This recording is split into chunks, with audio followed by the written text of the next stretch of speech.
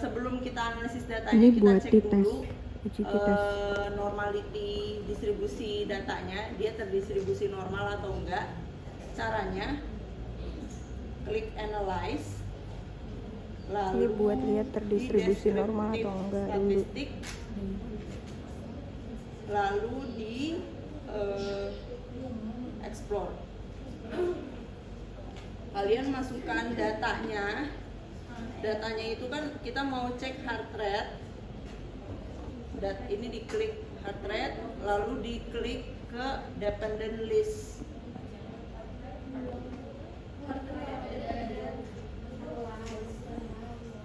Analyze, kita ulang ya.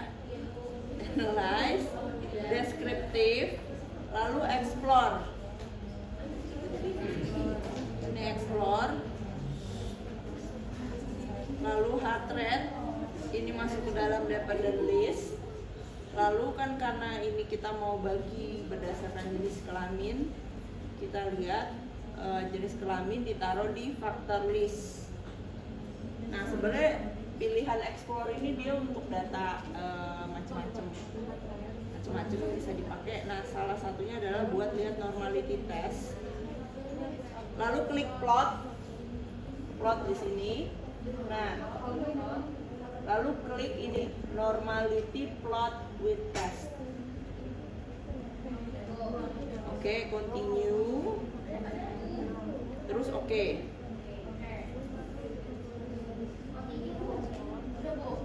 Nah, keluar data outputnya enggak? Jadi kalau SPSS ada dua data, ada dua file, sorry. Ada dua file. File yang pertama adalah file yang isinya data. File yang kedua adalah file yang isinya output hasil analisis. Kan keluar nih, hasil outputnya udah keluar? Oke, kita lihat di sini. Jadi yang pertama ini summary hasil data yang dianalisis. Dan di sini N itu kan berarti di sini kita lihat ada data perempuan itu 30, laki-laki 32.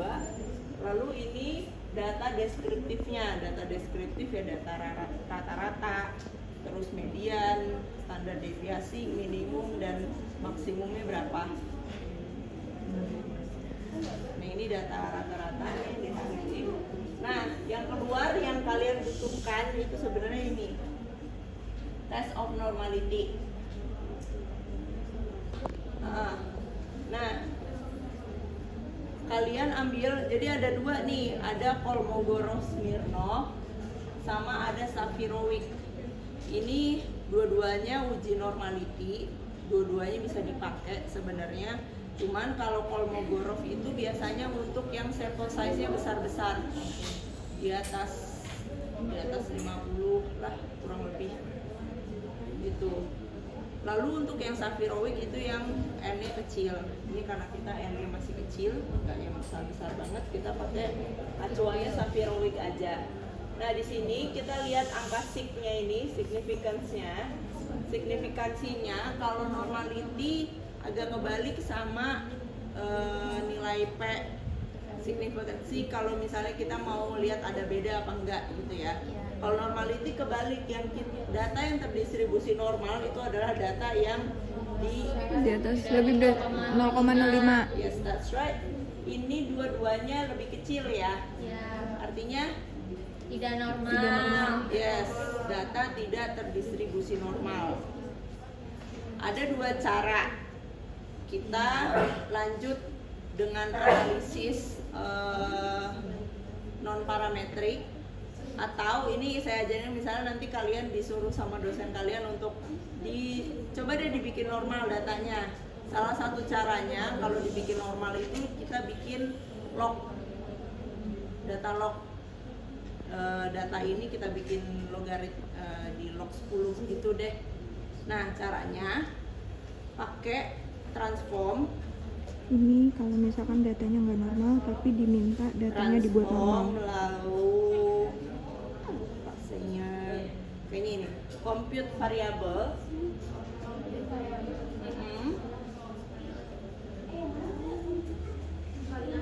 transform compute variable. Nah, di sini kalian bikin tabel baru, bikin kolom baru di sini. Jadi kalian bikin kolom baru, hitung-hitungan berdasarkan dari angka yang sudah ada. Nih, kan dia tadi kan kita ngitungnya heart rate ya. Ini kita bikin variabel baru yang namanya heart rate log. Nah, ini aja deh. Heart rate log. Nah, lalu kita masukin di sini rumusnya dulu. Heart rate log. Heart rate log. Kayak rate lo pakai G. Sabar. Nah, lalu kalian di sini tuh ada rumus-rumus nih. Ya kalian cari sendiri lah ini apa. Nah, yang mau kita pakai ini yang log 10. Aritmatik. Bawahnya al. Ini aritmatik. Kita ambil yang LG 10. Oke. Nah, lalu diklik yang ini. Yang biru putih nih, putih jadi biru. Yang ke atas. Set. Nah, udah kan? Ini ada tanda ini, berarti kita masukin apa nih, angka apa yang kita bikin jadi log 10. Ini kita masukin ini. Heart rate-nya di sini. Terus kita giniin. Set.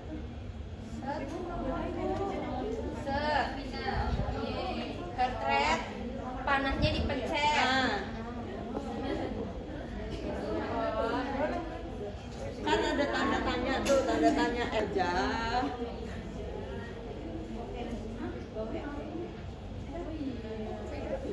Oke, udah diokein, lalu di sini ada data heart rate log kan. Oke. Udah. Oke, nah ini datanya udah ditransform. Lalu kita coba analyze lagi. Analyze tadi ya, descriptive statistik. Lalu explore. Nah, ini diganti heart rate-nya. Heart rate-nya dibalikin ya, dibalikinnya kayak gini. Lalu jadi heart rate log. Lalu cek lagi plotnya. Sebenarnya kalau kalian udah pernah bikin ini sih dia biasanya tetap ada. Tapi nanti dicek dulu ya. Pokoknya ini di checklist normality plotnya. Continue. Oke.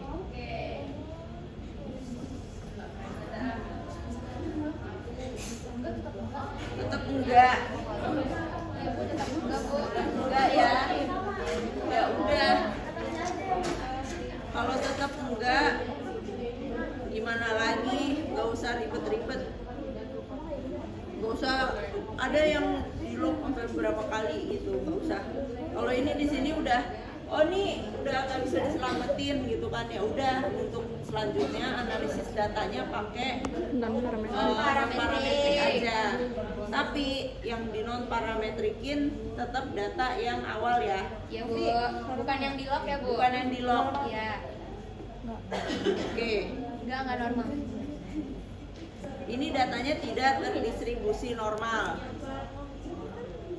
Tapi nanti saya ajarin dua-duanya. Ini kita ajarin cara yang sesuai dulu aja ya. Nah, kalau misalnya datanya tidak terdistribusi normal, berarti kita analisis datanya adalah pakai analyze. Lalu, nah, ini ada yang non parametric test. Ini buat uji non Nah, parametrik. ini ada one sample, independent sample, sama related sample. Cuman agak ribet, kita pakai yang ini aja. Nih, kita ambil yang legacy dialog. Lalu pilih yang independent sample. Ya, dua independent sample. Ini yang kalau dua variabel, kalau yang variabelnya banyak penggantinya ANOVA, terus Wallis dia pakai ini. Ini Mann-Whitney ya. Nah, di sini. Jadi kalau misalnya two independent sample, kalian cara masukin datanya, kan kita masukin data heart rate-nya ditaruh ke test variable list. Oke. Lalu jenis kelamin ditaruh ke grouping variabel. Nah, di sini define group. Klik define group. Jadi kan kalian membandingkan 1 sama 2 kan? Kan perempuan 1, laki-laki 2 ya. Nah, berarti grup 1 kita taruh 1, grup 2 kita masukin 2. Continue. Nah, di sini kan nanti ada pilihan Mann-Whitney apa. Yang biasa dipakai Mann-Whitney aja ya. Oke. Mann-Whitney test. Nah, ini kan ada data, ini datanya nih, data kurang lebihnya kayak gimana perbedaannya. Nah, yang dipakai itu datanya yang mana adalah yang sick tail yang ini 0,189. Artinya apa? Yes, betul ya. Dia P-nya di atas 0,05 yang artinya H0 ditolak, berarti H0 diterima. H0 diterima. Sip, mantap. Oke. Nah, ini kan data yang kalau misalnya ini datanya non parametrik ya. Ini saya contohin kalau yang datanya normal, uji parametrik, analyze lagi. Ini buat yang parametrik. Dia ada di, semoga kalian ingat ya, nanti kalau lupa nanti lihat di Google aja. Compare mean. Nah, ini ada banyak nih. Yang mana coba? Mantap. Oke. Ini ada heart rate, lalu jenis kelamin. Yang dimasukin mirip-mirip ya. Ini grup 1, grup 2. Continue. Lalu oke.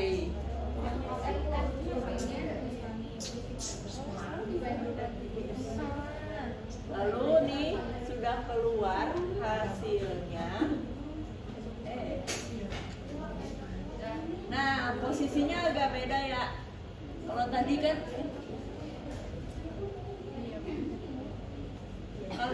kan di sini ya. Kalau di sini posisinya dia ada di sini. Saya sih biasanya bilang ini equal variance assume. Nah, datanya yang kalian ambil adalah yang di sini ya. Sick to tail. Ini 0,319 sama sebenarnya hasilnya. Tidak ada perbedaan yang signifikan. Nah, dari uji statistik ini kan P-nya nggak signifikan. Berarti kita ngebandingin jenis kelamin sama heart rate gitu kan. Kita lihat hubungannya. Kesimpulannya apa sih dari uji statistik ini? Tidak ada perbedaan heart rate di antara jenis kelamin perempuan dan laki-laki. Ya, betul. Jadi artinya adalah misal berdasarkan data tersebut, penelitian ini menunjukkan bahwa tidak ada perbedaan heart rate antara perempuan dan laki-laki. Jadi artinya sama aja gitu. Jadi Sekarang kita bandingkan yang lebih dari 2 kelompok. Ini buat ngebandingin yang lebih dari Mau apa? 2 Mau kelompok. apa? Ini kan ada status diabetes, ada status COVID. Coba kita coba. Status diabetes ya, kita ambil status diabetes dengan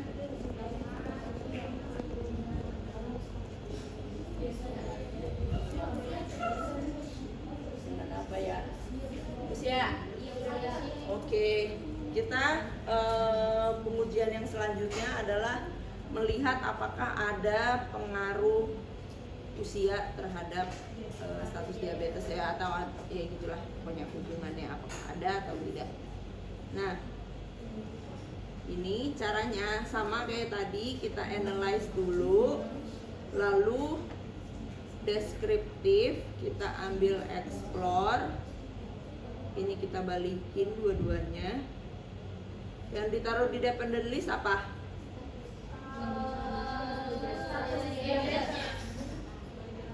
Salah, usia.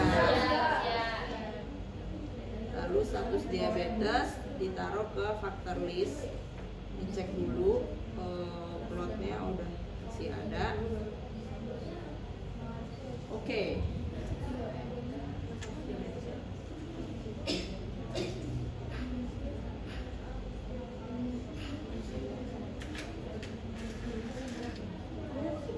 Mepet ya, tinggalkan.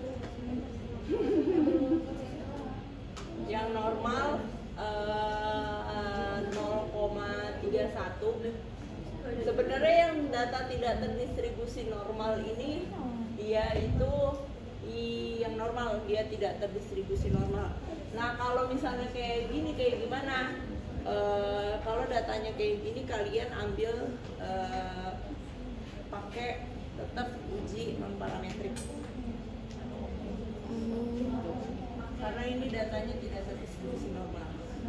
Ada satu aja data tidak terdistribusi normal, lanjut analisisnya pakai non parametrik. Gitu.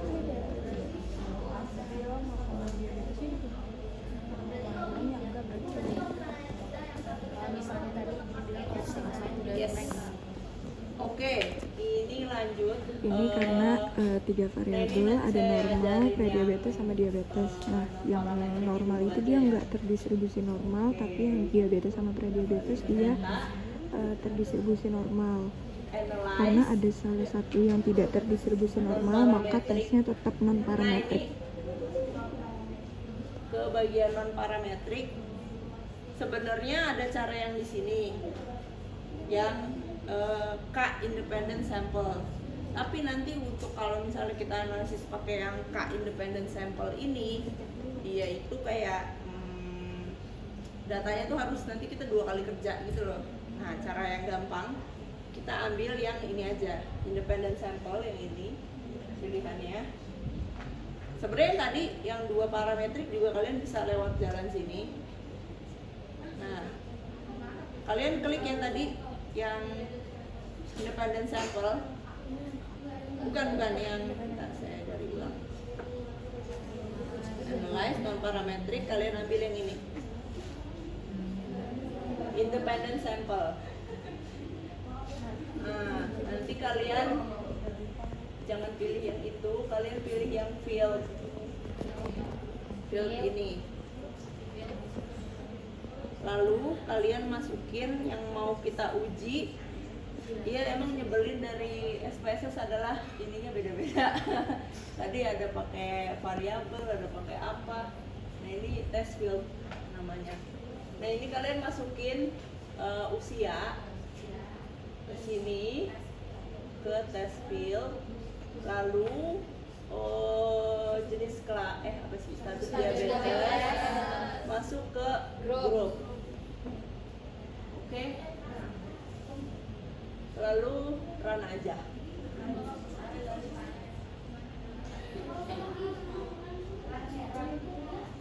Nah, hasilnya nanti akan seperti ini.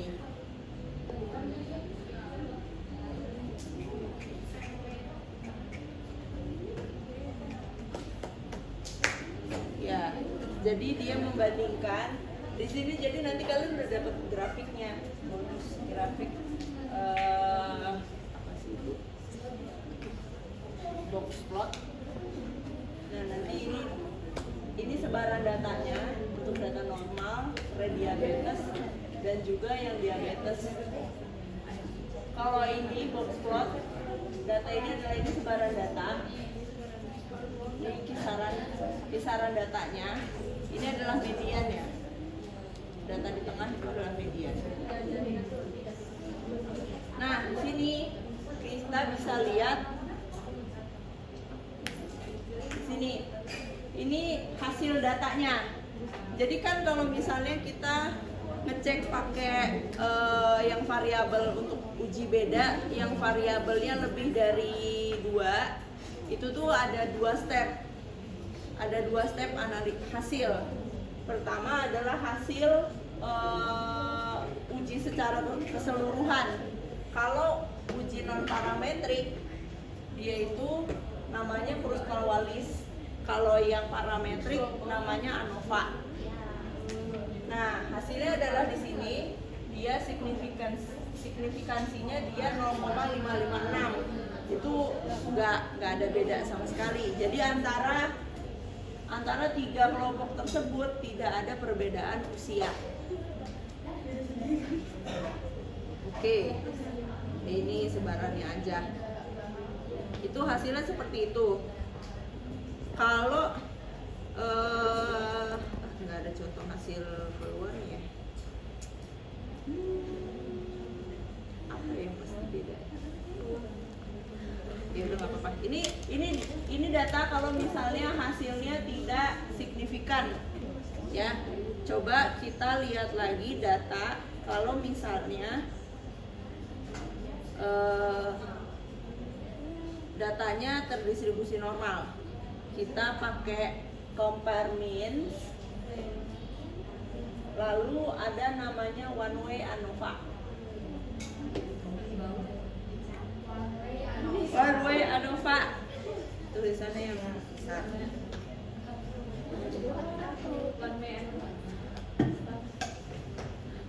Lalu masukin sama usia ke dependent list, lalu status diabetes ke faktor. Nah, kalau ANOVA, jadi kalian harus pilih. Jadi kan yang tadi data analisis secara keseluruhan, lalu kita lihat analisis satu-satunya perbandingannya kayak gimana. Ada namanya uji lanjutan. Uji lanjutan namanya post hoc. Klik post hoc.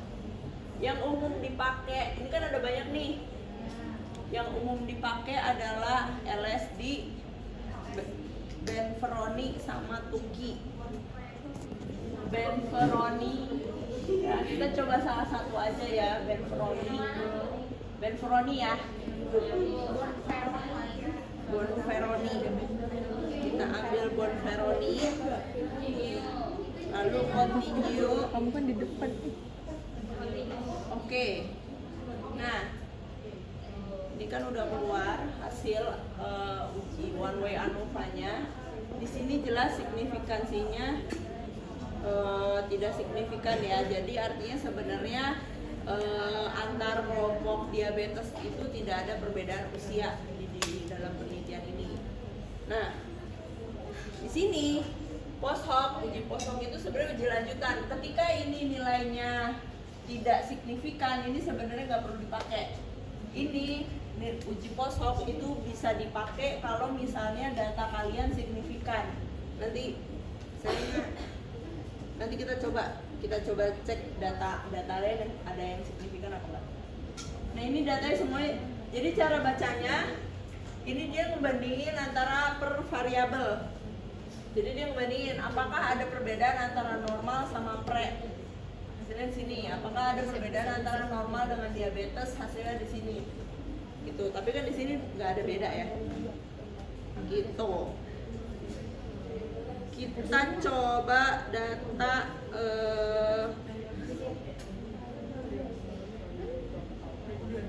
nah, kayaknya yang kemungkinan akan beda, kita coba bandingin status COVID sama CRP ya.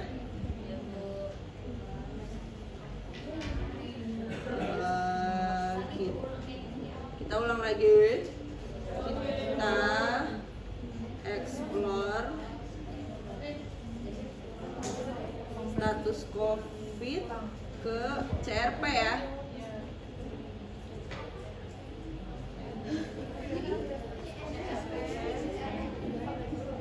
Yaudah. Hah?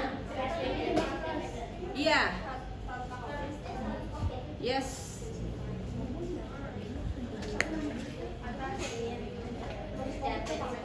Iya.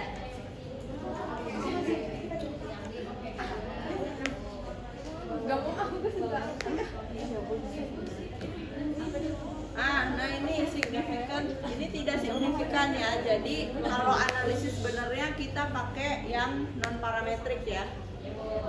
Oke, kita lanjut ke yang non parametrik. Lalu kita ke independent sample. Nah, di sini kita tukar, ini adalah CRP. Lalu ini adalah apa sih? Status COVID ya. Last fieldnya CRP, lalu grupnya status COVID, lalu kita run. Oke. Nah, di sini ini kan kelihatan beda banget ya. CRP di orang yang dengan COVID ringan, sedang sama berat itu naiknya langsung 20. Kalau yang ringan sama sedang masih kecil. Nah, di sini datanya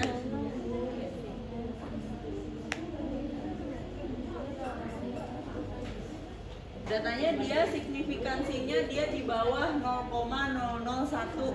Itu berarti kecil banget, signifikan banget gitu, berarti ada perbedaan. Aku 000. Iya Bu. 0,000 ya itu berarti kan masih di bawah 0,000 gitu, jadi emang kecil banget, dia signifikan banget. Berarti dari sini kelihatan bahwa kalau definisi dari Kruskal-Wallis ini berarti secara umum ya terdapat perbedaan kadar CRP pada status COVID. Jadi status COVID itu mempengaruhi CRP tapi nggak per kelompok. Kalau mau lihat data per kelompoknya ini ada di sini. Ada nggak? Kalian ada yang ada nggak? Soalnya kayaknya spesiesnya beda itu. Yang kalian ya, tampilannya kayak gini ya? Iya. Ini diklik 2 kali. Yang oranye diklik 2 kali. Emang agak ribet nih yang tipe yang ini. Jempol gue. Ini agak ribet. Hasilnya nggak keluar, cuman nggak apa-apa, bisa. Nah, ini diklik 2 kali kan muncul ini nih, namanya model viewer. Lalu kalian klik view yang di sini, klik namanya pairwise comparison. Pairwise comparison. Nih ya, ini kan. Nah, hasil perbandingan antar kelompoknya itu di sini, antara kelompok ringan sama sedang. Kan tadi ringan sama sedang mah nggak ada beda, gitu kan?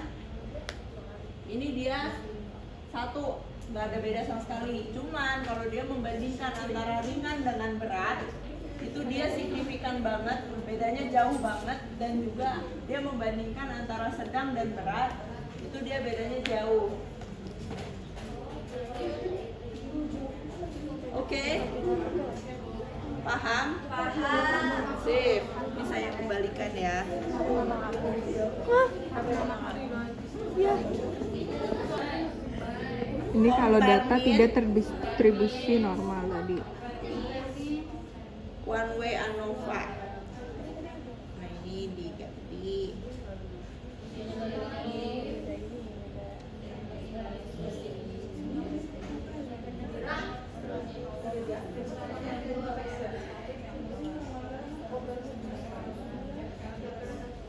Poshoknya Bonferronia.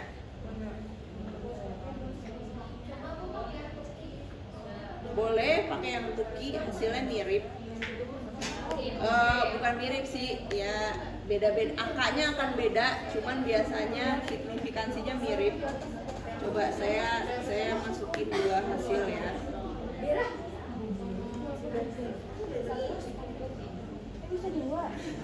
Bisa dua-duanya, cuman pusing.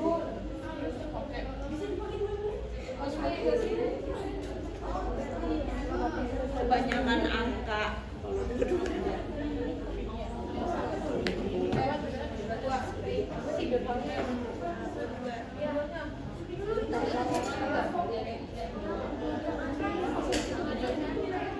Nah ini hasilnya, ini kan ya, untuk kalau one way ANOVA-nya hasilnya, lihat yang di sini, dia signifikansinya dia sangat signifikan. Nah kalau dibandingkan di sini, nah ini kalau yang tadi namanya pairwise comparison, kalau di sini namanya multiple comparison. Di sini dia pakai metodenya Benfroni, nih ada tulisannya di sini Benfroni. Lalu ya ini bisa dilihat di sini. Sebenarnya lebih enak yang tadi ya tampilannya. Kalau ini tuh kayak diputar-putar. Ini cara bacanya. Jadi antara ringan sama sedang. Hasil signifikansinya ini antara ringan dengan berat, hasilnya ini gitu. Ini sebenarnya ya diputar-putar aja sih, sama aja kok, yang ini dulu atau yang ini dulu nilainya sama nih. Misalnya antara ringan sama sedang, kan ini kelihatan signya 1,0 kan, kita coba bandingin sama ini sedang dengan ringan, sama nilainya. Oke. Nah, cara lihat selain dari sig-nya, jadi sig itu ya kalian bisa lihat angkanya kan. Kalau misalnya yang hasilnya itu signifikan, dia ada bintangnya. Bintang. Ini bintang di sini nih. Dibintangin. Kalau mean difference-nya dibintangin, itu artinya pasti signifikansinya dia di bawah 0,05. Kalau ada bintangnya. Nah ini saya tadi nyoba kalau dua tampilannya kayak gini. Ini yang Tuki, ini yang Benfroni. Gitu. Kalian pilih salah satu aja ya, jangan dua-duanya. Nanti bingung. Beda cara ngitungnya aja sih, rumus di dalamnya cara ngitungnya beda. Ada yang kadang ada yang sama, ada yang beda. Jadi kalian harus tentukan nih dalam satu paper kalian, jangan oh saya hasilnya bagusan pakai Tuki, saya pakai Tuki, terus analisis selanjutnya hasilnya bagusan Benfroni, saya pakai Benfroni, nggak boleh kayak gitu ya. Jadi kalian tentukan untuk penelitian kalian semuanya, protokol untuk post-hoc kalian pakai Tuki atau pakai Benfroni. Itu kalian klik yang mana? Gitu. Kalau untuk Tuki ini sebenarnya bonus aja. Untuk Tuki kalian dapat di sini subset pengelompokan. Biasanya sih ini buat kalau misalnya dosis ya. Misalnya ada orang sakit terus dikasih obat, dosisnya dari yang kecil, sedang, tinggi gitu kan. Atau ya misalnya ada 5 derajat dosis 1, 2, 3, 4, 5, makin tinggi makin besar dosisnya. Nah, hasil di sini itu dia untuk mengelompokkan. Jadi kalau misalnya dibagi hasil kelompok, kalau Tuki itu dapat dapat hasil kayak gini. Jadi untuk kelompok ringan dan sedang itu bisa dianggap keluarannya itu masuk ke dalam kelompok pertama, kelompok yang nilainya kecil. Lalu yang ini dia kelompok yang nilainya besar. Gitu. Biasanya sih pengelompokan ini akan keluar kalau misalnya pakai perhitungan dosis gitu. Kalau yang Benferoni nggak ada hitung-hitungan kayak gini. Ini boleh dipakai boleh enggak ya yang tulisan homogeneous subset ini.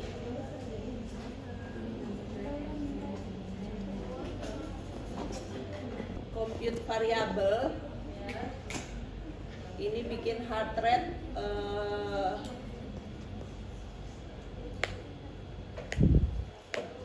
misalnya pre ya, jangan deh heart rate sakit. Ya terus aja. Jadi nanti kalian membandingkan antara ceritanya antara yang sakit sama nggak sakit gitu, tapi dari satu orang yang sama. Pada saat sakit heart rate-nya naik misalnya, pada saat yang nggak sakit heart rate-nya turun. Ya kita bikin gitu dulu aja ya. Kita caranya nih kita masukin mana ya rumusnya biar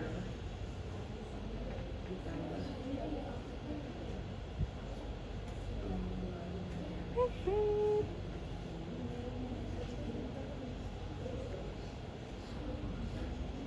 Ini aja. Sama dengan kalian masukin kurung heart rate ini dimasukin sini, terus dikurang 20 ya, dikurang 20 lalu dikali, terus setelah kurung ini kalian klik di setelah kurungnya dikali 1,2.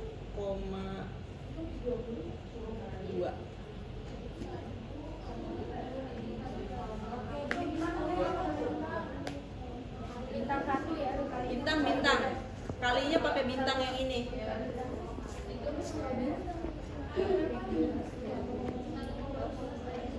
Dikali 1,2 dikurang 20 lalu dikali 1,2. Ini ceritanya kita bikin angka baru lagi ya. Ini buat di compare yang sakit sama yang nggak sakit.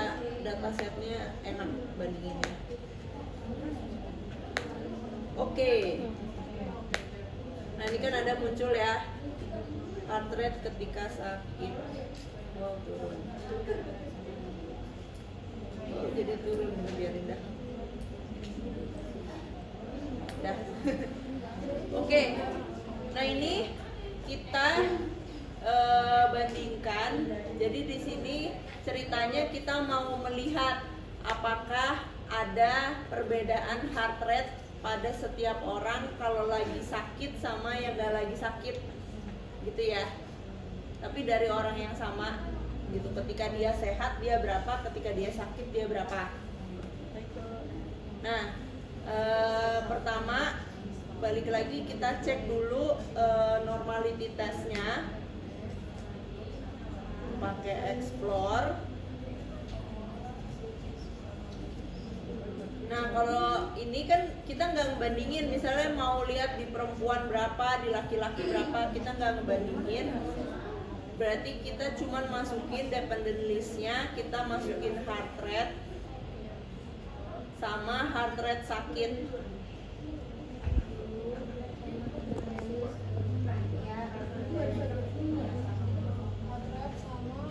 Ya, jadi di dependent listnya kita masukin heart rate dan juga heart rate sakit.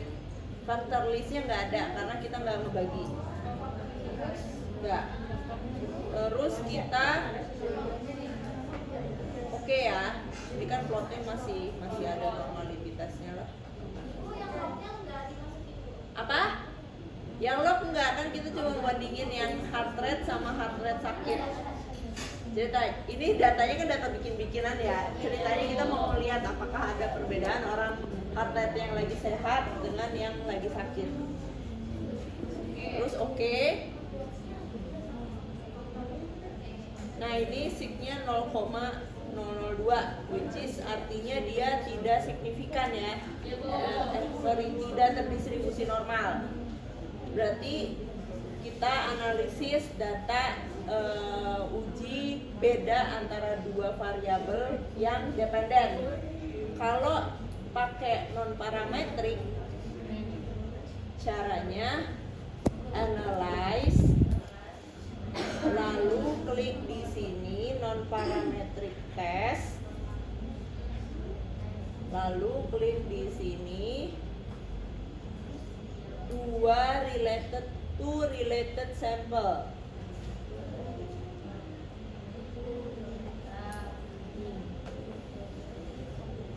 Related sample. Nah, ini nama uji tesnya adalah uji Wilcoxon. Ini ya. Terus, nah variabel 1 itu adalah variabel sehat, variabel 2 adalah variabel sakit. Jadi ini kalian klik heart rate sini, terus dimasukin sini, terus nanti di sini berarti kita masukin yang sini. Klik sini, heart rate sakit, lalu di ini aja set. Ini ya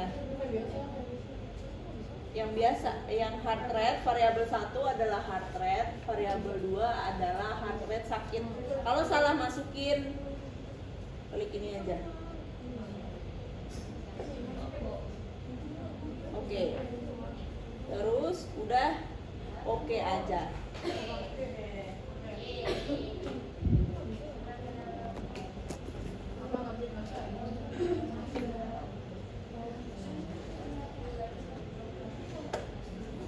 Nah, dari sini kita dapetin hasil nih uji statistiknya. Kita ambil yang asymptomatic.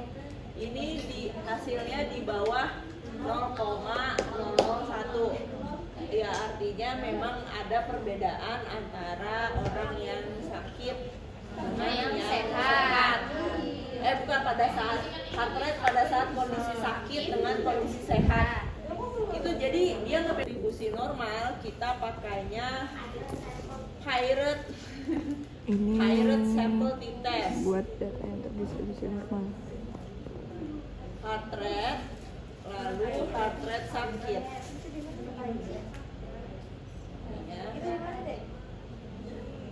Ya, heart rate dengan heart rate sakit. Lalu oke. Nah, hasilnya dia adalah yang di sini. Nah, ini kan ya paired sample test. Hasilnya di sini, yang artinya adalah pada kondisi sakit terdapat perbedaan heart rate pada setiap individu. Video yang ini paired sample test. Pokoknya kalian kalau analisis data atau apa, kalian cari signya aja dulu. Oh ini kan ada dua ya. Ini ada paired sample correlation. Ambilnya yang ini. Kalau ini dia berarti berkorelasi antara sakit dengan sakit, cuma urusan ada pakai ini aja.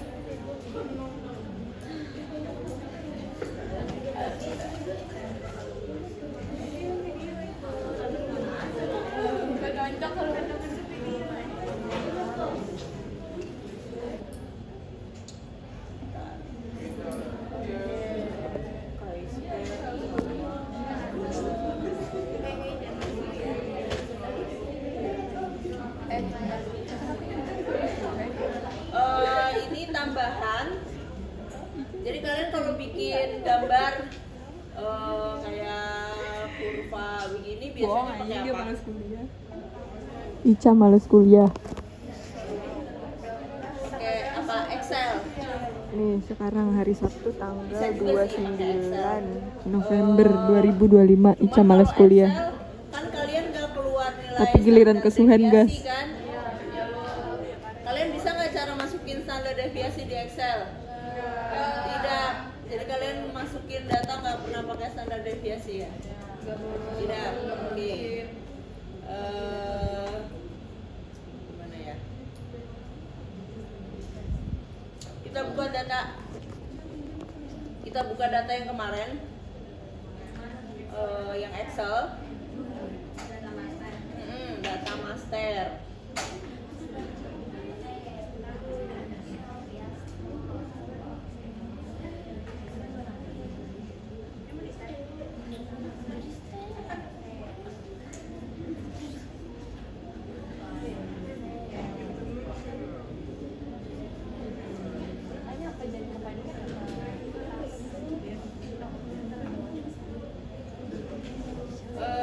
Sebenarnya agak susah sih di Excel, cuman nggak apa-apa. Ini kalian, misalnya kalian mau coba data di Excel. Kalau data di Excel kan dia tampilannya kayak nggak kayak gini ya. Kalian datanya udah dalam bentuk rata gitu kan ya. Misalnya kalian lihat apa ya, CRP ya, CRP. Terus di sini kelompoknya adalah kelompok pada status yang ada di sini. Ini status COVID. Lalu di sini ini data CRP ya.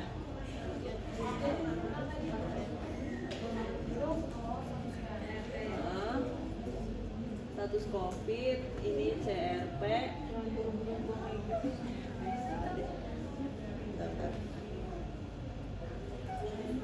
Ini ya. Ini status COVID berarti ringan, sedang, berat ya. Ringan, sedang, berat.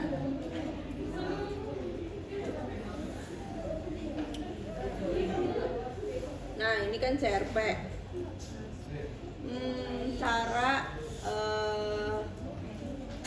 kan di sini status COVID. Nah, ini caranya kalian kan punya data nih. Data di sini kalian blok ini. Kalian blok ini, terus kalian klik data. Kalian Mana sih, pastikan kok dia burak? dalam kondisi filter. Ini ya, filternya nyala.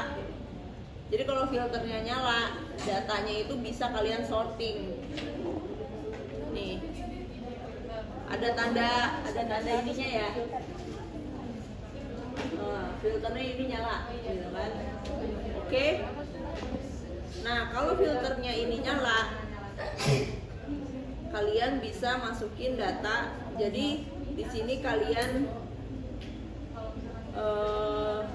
sorting berdasarkan status COVID. Ini misalnya kalian sorting atau kalian ambil status COVID yang ringan. Yang ringan kan nomor 1. Yang ringan nomor 1. Nah, kalian hanya akan keluar yang status COVID yang ringan aja. Tapi datanya hilang ya. Bentar. Sebenarnya bisa di rata-rata, cuman karena ini hilang jadinya datanya hilang. Nggak jadi deh. Bentar, sorry. Pakai ini aja. Balikin lagi. Klik status COVID. Lalu kalian sortir aja dari smallest to largest.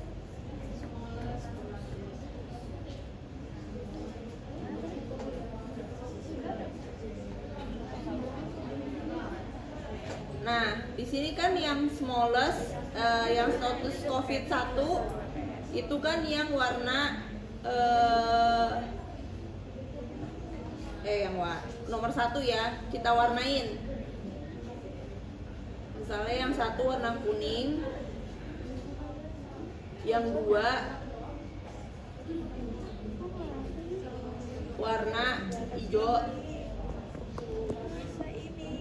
yang 3 warna oranye. Ini ya.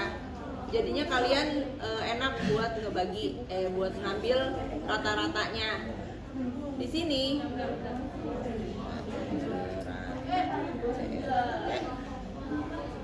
ini standar deviasi.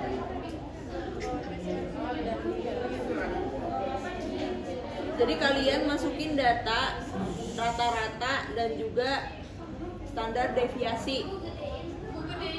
Oh sorry. Nih ya. Jadi kalian bikin tabel kayak gini nih. Isinya rata CRP sama standar deviasi CRP. Oke. Bebas, suka-suka kamu.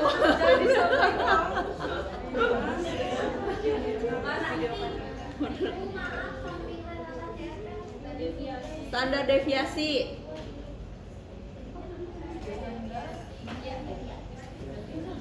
Oke. Nah, kalian di sini kalian masukin nih average.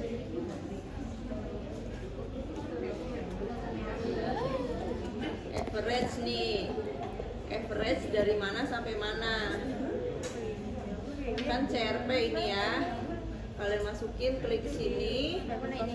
Terus sambil kalian klik shift di komputer kalian, terus kalian klik turun ke bawah gini. Sampai kuningnya beres. Nah, ini ya. Sampai sini kan? Terus enter.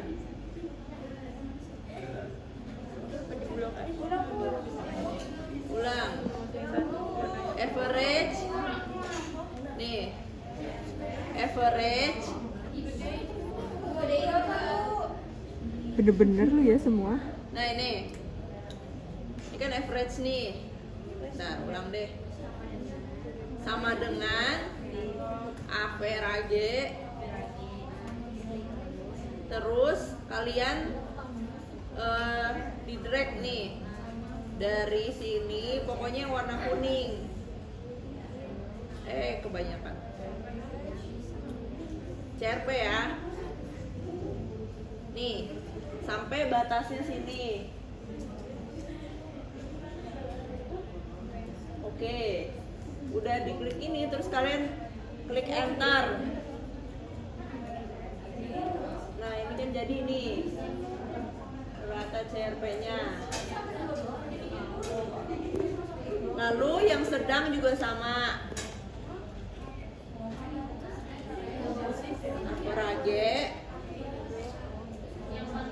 Average yang ini.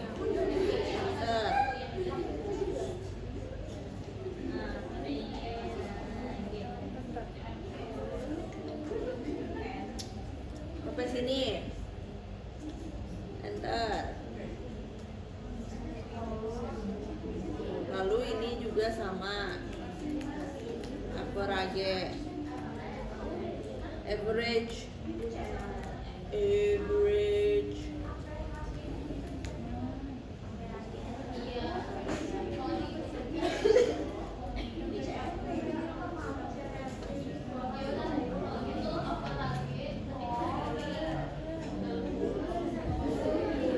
Deviasi sama, cuman rumusnya adalah Ini buat cari standar deviasi.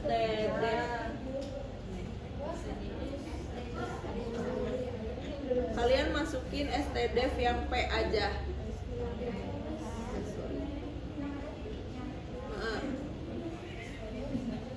Stdef titik P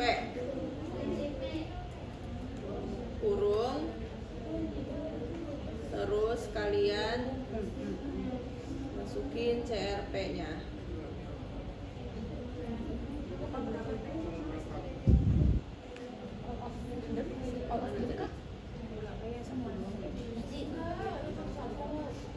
Masing-masing ya, yang satu ya satu, yang ringan, sedang, berat.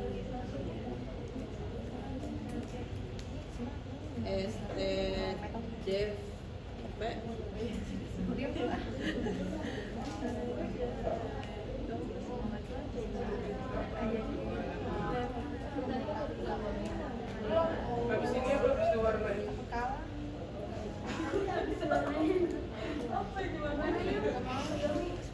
Oke.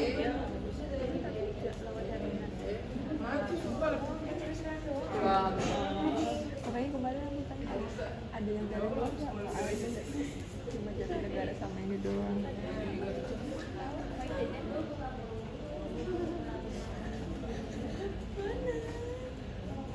Oke. Ibu udah Kasih ke siapa? kasih tanya keluarga. Kok nggak sampai ke kita yang bawa? Nggak tahu ya mau dibagi kasih tanya cash.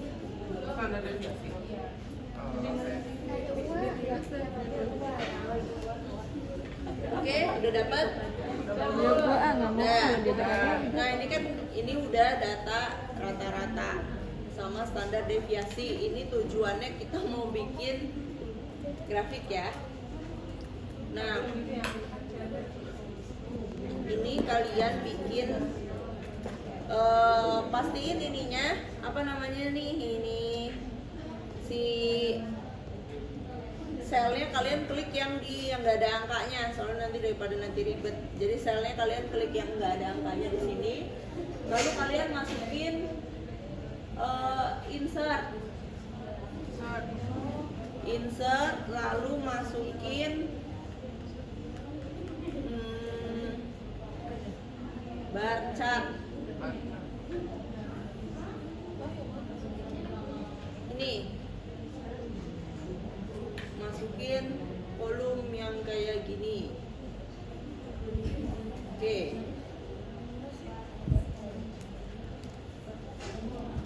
Nah, ini kan masih kosongan nih.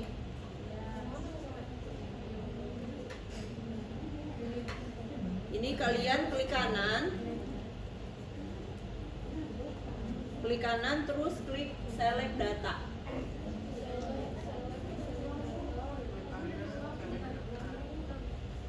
Nah, data range-nya kalian masukin ini.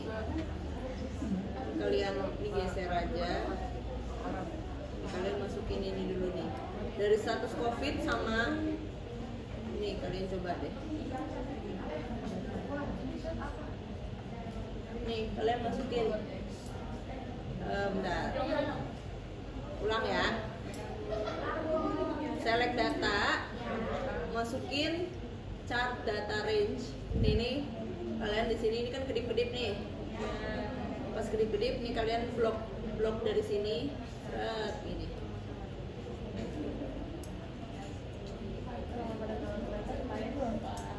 Nah, di sini kan udah nih ada pembagiannya ya. Sabar. Ringan, sedang, sama berat ya. Iya, pegel gua nih. Udah sesuai kan? Lalu kita klik OK. Oke, udah sesuai kan? Ini ringan, ini sedang, ini berat.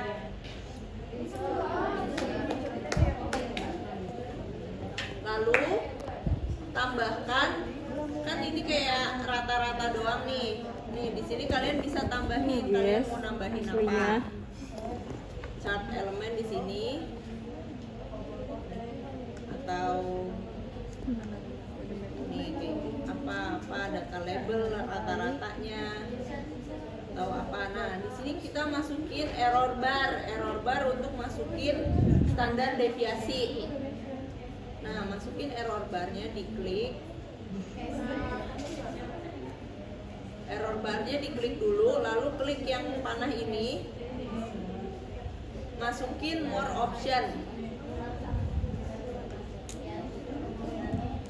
Klik more option. Nah, di sini kalian masukin error amount-nya, masukin custom. Masukin custom lalu specify. Positifnya masukin yang sama. Positifnya masukin segini. Lalu negatifnya juga kalian masukin segini.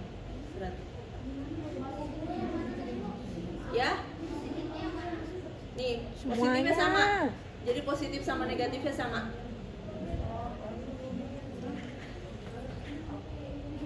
Lalu oke. Nah, oke, Ulang. Klik di bagian chart elemen, lalu error bar sini, lalu klik ini, klik yang panah ini, more option. Nah di bagian ini ya, sini nih kan ada sini ya.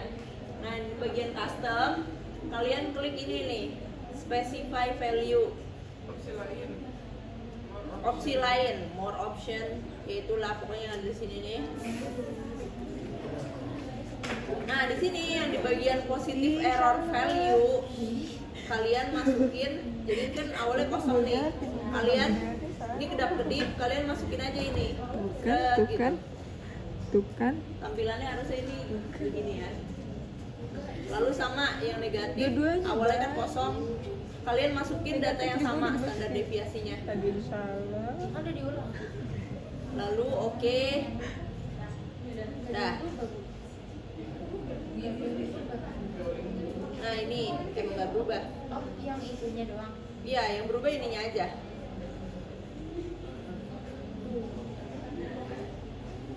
Jadi ini cara kalian masukin data dengan ada standar deviasinya. Bagusan dari Cina. Ini Cina juga.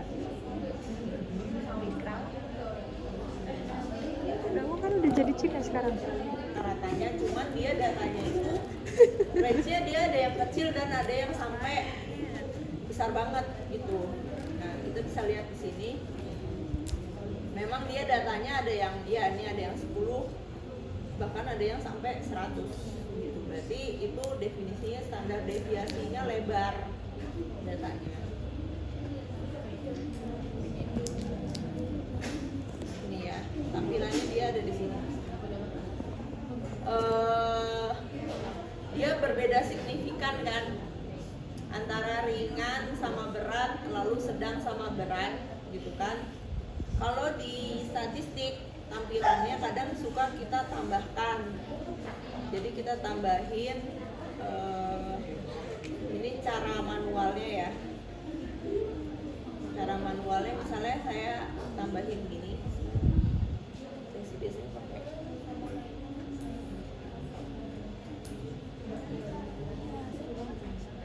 ini, kita tambahin ini, lalu kita tambahkan Gue videonya udah bener nih, udah mirip-mirip nih. ini aja deh. Udah buret, nggak jago buat. Tambahin misalnya bintang, tadi kan sangat berbeda signifikan ya.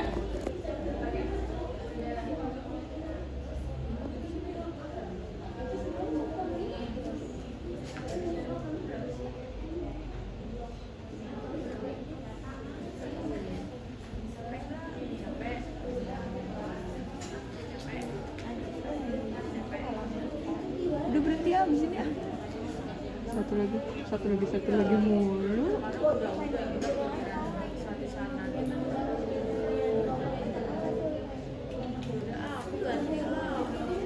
Katanya mau bawa itu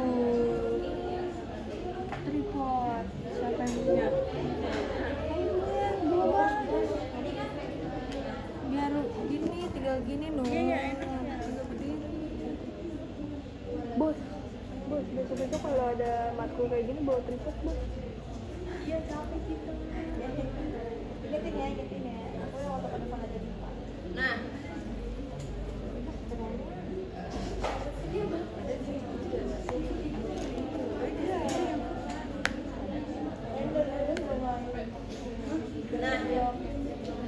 hasil data analisisnya kalau kalian mau tampilin bagus kayak begini. Jadi kalian membandingkan antara CRP, antara kelompok COVID ringan, sedang dan berat, tampilannya kayak gini. Jadi ini ada garis di sini nih, ini nunjukin bahwa terdapat perbedaan signifikan. Makin banyak bintangnya makin signifikan. Biasanya kalau P-nya dia di bawah 0,05, ini dia bintangnya 1, Lalu kalau misalnya dia di bawah 0,01 dia bintangnya 2. Lalu kalau ini di bawah 0,001 dia bintangnya 3.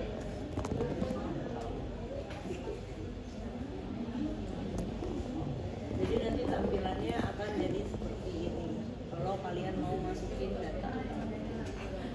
Pena mengganggu ya.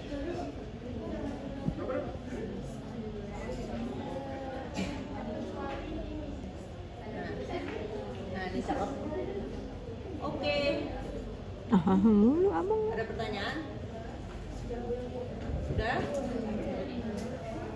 Sip. Oke, untuk kelas statistiknya sudah beres. Alhamdulillah. Minggu depan kita lanjut.